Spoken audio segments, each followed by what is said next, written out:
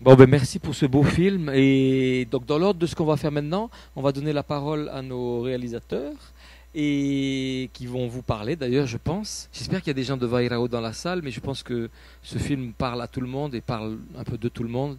Et ensuite, on donnera la parole à Vahi Richaud et à Mike Tessier.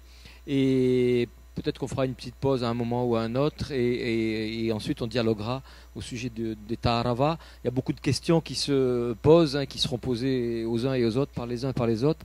J'allais dire que de joie, que de bonheur dans ce film, jusqu'à la fin, qui pose ensuite la question de l'avenir du Taharava. Bon, on ne sait pas de quoi le futur sera fait, évidemment, mais c'est vrai que de bonheur qui irradie de ces moments de gens heureux d'être ensemble et de partager quelque chose ensemble et de transmettre leur culture. Et c'était vraiment beau, c'était simple. Je trouvais vraiment ces gens très beaux dans leur simplicité, dans leur spontanéité, dans leur sincérité. C'était très touchant. Donc on laisse la parole à nos artistes, on peut dire, hein. Et ensuite, on écoutera deux contributions d'orateurs et ensuite on dialoguera ensemble. Voilà. Merci Bruno. En fait, c'est un prolongement des questions parce que nous n'avons aucune réponse, mais c'est vrai qu'il faut quand même qu'on avoue que cette affaire nous stimule beaucoup depuis maintenant 2 ans, nous pose des tas de questions et que j'ai l'impression que ces questions ont à voir non pas avec Tahiti, non pas avec le Pacifique, mais ont à voir avec l'universel. Et cet universel, il nous touche, il nous pourchasse à partir d'une situation qui, je crois, est documentée par notre expérience, bien imparfaite. C'était aussi la première du genre. On s'est lancé dans une histoire. Mais dans le prolongement critique de ce qu'on vient de voir, il faut savoir qu'on continue d'être relativement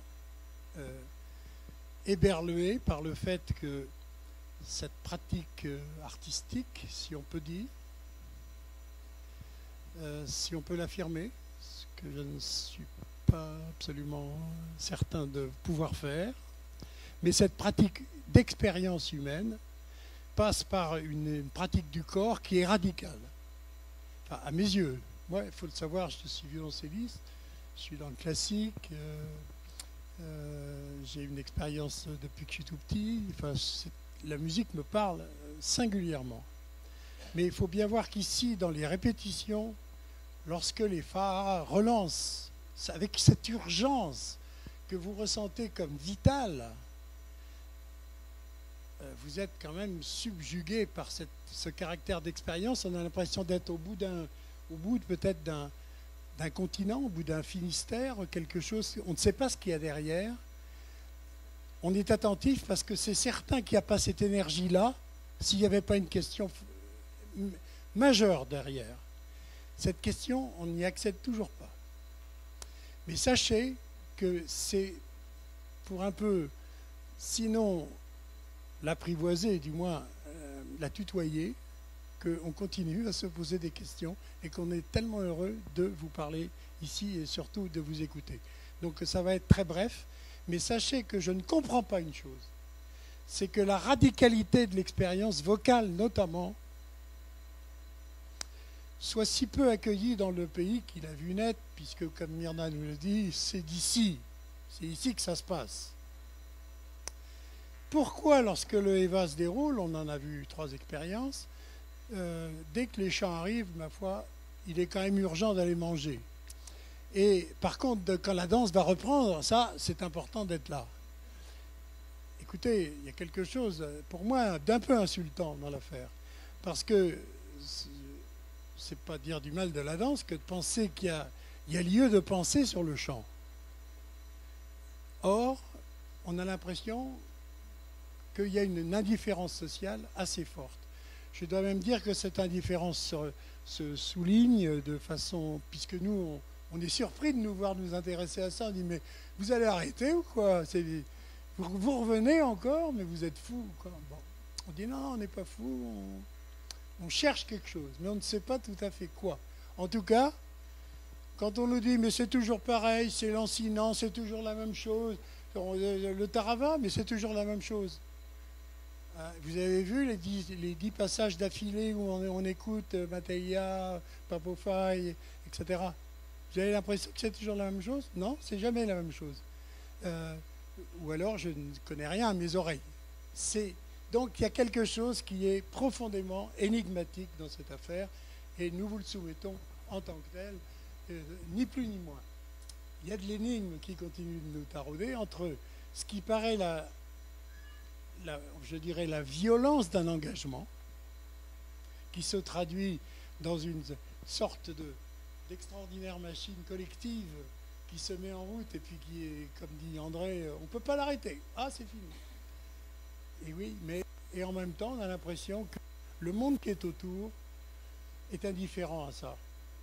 Alors, moi, je ne peux pas en faire un drame du tout, c'est ça, mais disons que ça mérite quand même d'être réfléchi parce qu'un pareil décalage nous semble de nature à être pensé, et puis évidemment à être pensé par vous qui connaissez la chose, alors que nous, on n'en a une connaissance que de notre quête, qui n'a pas d'autre ambition, ni scientifique ni autre, puisqu'on n'est pas de ce monde, on n'est pas de cet univers technique de la science sociale, on est dans un autre versant, mais disons qu'on est touché par cette question, et il est vrai qu'on aimerait bien, si cette journée peut contribuer à éclairer cette affaire, on aimerait bien y arriver.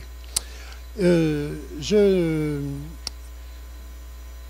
ne cherche pas à entrer plus en détail dans l'architecture de cette contradiction, je pense qu'on y arrivera bien tous nous-mêmes. La seconde question qui reste pour nous ouverte est totalement heuristique du point de vue heuristique du point de vue intellectuel, du point de vue de la connaissance, c'est comment, par quelle magie, ce qui devient une mise en scène d'une identité présentée comme première, se trouve être forgé de sources fiables dans l'institution qui en a au départ prétendu éradiquer les expressions. Autrement dit, comment, par quelle magie, trouve-t-on dans la tradition protestante l'invention de cette vision d'un corps et d'une vision d'un univers sonore qui, au départ, de tout ce qu'on lit, de tout ce qu'on entend, ne faisait pas partie des désirs, naturellement, de cette phase première d'évangélisation. Donc là, c'est une question qui se pose évidemment ici, puisque on part d'une pratique sociale qui est d'ici, mais naturellement, c'est une question universelle sur le rapport des institutions et de la façon dont se fait l'histoire, c'est-à-dire dont l'institution réussit à vivre sa vie en changeant d'avis, en changeant de position, en changeant d'analyse. Mais si, vous devez le savoir, on sera absolument ouvert à toute explication qui nous permettrait d'avoir une analyse, disons, détendue d'un phénomène qui reste quand même extrêmement baroque. C'est un point qui nous amène donc à faire forcément l'hypothèse que le Tarava n'a d'origine possible, au-delà sans aucune ambition et surtout sans volonté d'aller dans la chimère des origines. On s'en fout des origines. Il faut le savoir, en ce qui nous concerne. On s'en fout. Ce qui nous plaît, c'est l'intensité de ça. Il y a quelque chose à comprendre à ça, parce que ça, c'est fait pour nous. Enfin, pour nous, humains, de quelque sorte qu'on soit. Enfin, le Tarava doit nous parler. Il nous parle. Et de quoi? C'est ça qu'on veut bien comprendre. Et en particulier, s'il nous parle de censure, du point de vue d'un travail de sciences sociales, c'est extraordinaire de se dire que c'est dans un monde de censure que s'inventent des procédés qui sont des procédés de l'émancipation. Mais ça demande ça se discute dans des tas de situations. mais ça mériterait vraiment d'être approfondi et nous, on souhaiterait vraiment continuer à travailler là-dessus. C'est le deuxième point qui est central. Le troisième, c'est des questionnements qu'on maintient dans notre tête, dont on pense que peut-être ça pourrait permettre de comprendre des choses qui restent incompréhensibles sinon, enfin, du point de vue de la méthode historique traditionnelle, qui serait la façon dont, quand on comprend qu'au départ, la polyphonie, ce qu'on appelle polyphonie aujourd'hui, dès que vous allez lire les récits des navigateurs, etc., jamais vous ne trouverez de cette polyphonie, c'est évident. Donc ça, Myrna nous le dit d'ailleurs. Il y a 200 ou 300 ans, il n'y avait pas les 9 favoris, ben ça c'est sûr. On entend des choses, et chez les plus intéressants qui nous renvoient à des mondes, on s'est dit, mais alors, d'abord il n'y a pas de chant tout seul, ou rarement. Ensuite c'est souvent l'accompagnement dans l'ambitus du vivo. Donc on se dit, mais alors, il y a combien il y a de notes? Il y en a manifestement très peu, 4, 5. Donc tout ça, c'est franchement l'énigmatique total, c'est bien. Nous, ça nous réjouit. Mais on aimerait bien comprendre quand même comment ça s'est dissocié, ce que dit Bruno dans le film. Il dit, ben oui, le chant a dû se détacher de la danse. Ben oui, parce que tous les navigateurs nous disent, mais ils dansent, puis c'est de la pantomime, il y a du chant avec, jamais ils chantent tout seuls, enfin, etc. C'est ce qu'on lit, hein, quand on lit Forster en particulier, qui est le plus intéressant, je trouve.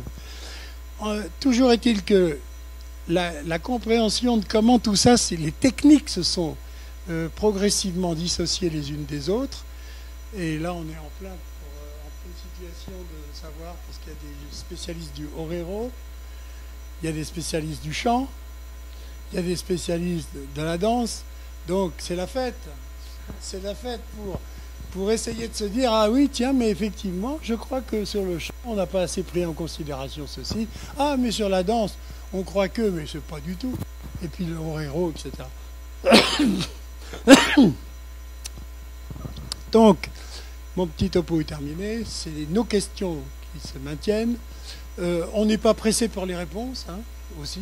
On a le temps. Parce que c'était une vraie belle question anthropologique, je pense, que de voir comment se transforme une volonté de transformation, etc. Donc il y a beaucoup de plaisir à ça. On est très heureux d'être là, je peux vous le dire.